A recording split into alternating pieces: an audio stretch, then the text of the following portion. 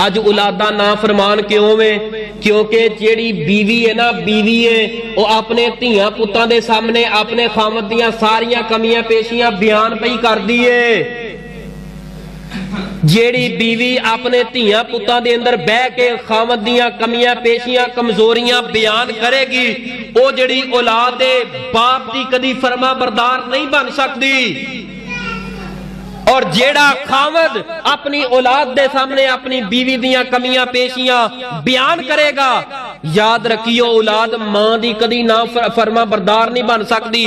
वक्त आएगा मेरी बहन, ऐ तेरा पुत्र जवान होके तेरी गुत खिंचेगा, फिर दर बदर रुलेगी, तवीज लैन वास्ते जाएगी। हजरत साहब दम करो, मेरा पुत्र ना फरमान हो गया है, ऐ मेरी बहन इन्हां दमा ने तेरे पुत्र ते असर नहीं करना, क्योंकि जेड़ा बुनियादी दम तू ना कर सकी अपनी औलाद के सामने अपने खामद नूं